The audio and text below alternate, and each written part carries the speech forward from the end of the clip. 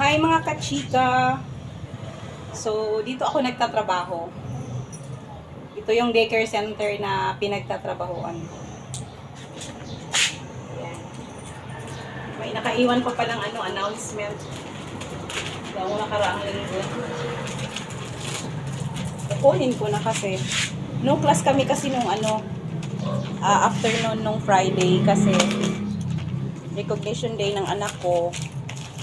Kaya importante talaga ang anak, 'di ba? Dapat pupunta tayo sa mga events para naman ma-inspire sila. So buksan natin.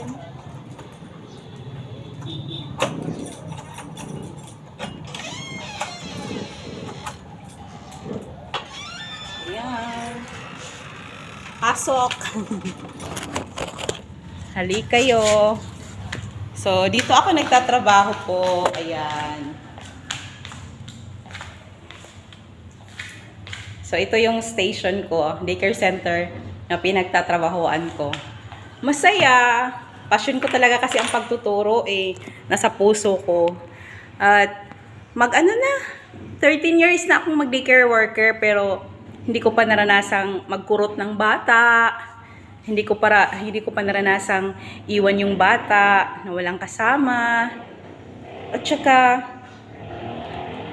talaga, sila yung bumubuo ng araw ko. Yung hindi mo na mamamalaya na, 5 PM na pala. O, di ba? Kasi nga, mahal ko yung pagtuturo. Hindi naman gaano kalakihan yung sahod.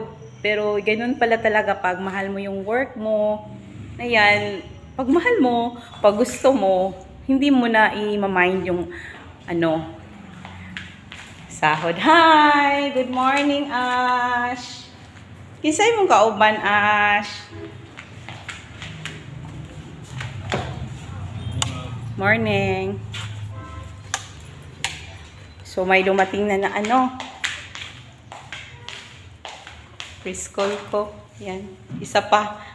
Most punctual. Ayan. Diyan kasi yung lagayan ng mga bag nila. Tsaka mga children belongings nila. Tsaka, i-off ko muna kasi magdidilig, magwawalis. I-on ko yung aircon. Ay, naka-on pala. Diyos ko, nakalimutan kong i-off. Mabuti na yun, malamig. Yan. Okay naman dito. Kaso wala pa akong masyadong mga decor kasi bago pang lipat. Nung pa kami nakalipat dito. Ano na ngayon? April? Parang March. March ba yun? First week of March kami dito lumipat. Bye ka, chika! Mamaya, chika na naman tayo. God bless!